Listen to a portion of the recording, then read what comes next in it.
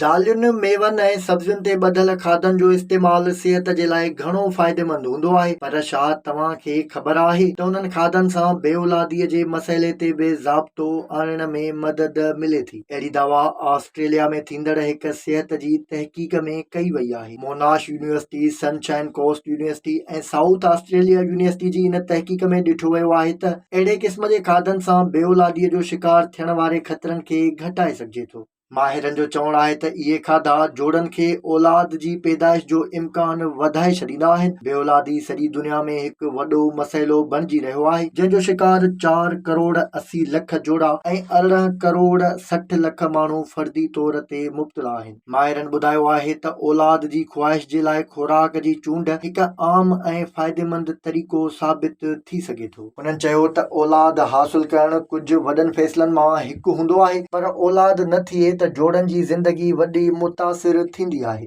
तहक़ीक़ी रिपोर्टुनि मां साबित थियो आहे त वर्म मर्दनि तोड़े औरतुनि ॿिन्ही में बेऔलादीअ जो सबबु बणिबो आहे ऐं उन करे अहिड़े खाधनि जी चूंड करणु घुर्जे जेके उन में घटिताई आणनि था। इन हवाले सां अहिड़ियूं शाहिदियूं ॾिठियूं वयूं आहिनि जेके सिहत वारे सणभ ऐं फिलियोनॉइड्स, फ्रूटनि, सब्जियुनि ऐं दालियुनि जे घणे इस्तेमाल, जॾहिं त ॻाढ़े ऐं तेज़ पकल खाधनि ऐं गोश्त जो घटि इस्तेमालु औलाद हासिल करण में वॾो मददगार साबित थी सघे थो। रूमी समुंड जा माण्हू अन्न, ज़ैतून जो तेल, मेवा, सब्जियूं, ॿिज, दालियूं, ॾही, पनीर, मच्छी, गोश्त या अंडा घणा खाईंदा आहिनि, जॾहिं त ॻाढ़ो गोश्त तमामु घटि इस्तेमालु कंदा आहिनि। उन जी भेट में हाणोकी दुनिया में ओलह जी तिर्ज़ वारा खाधा घणा पसंदि कया वञनि था, जिन में नुक़सानकार सणभ, तेज़ पकल खाधा, कार्बोहाइड्रेट्स ऐं हैवानी प्रोटीन जो जजो मिक़दार शामिल आहिनि, जेके फाइबर, विटामिन्स ऐं मिनरल्स जी घटिताई जे करे जिस्म में वर्म पैदा कनि था। माहिरनि ॿुधायो आहे त वर्म वारा खाधा ऐं बेऔलादी खां हिफ़ाज़त जे विच में मौजूदु ॻांढापन खे सम्झण सां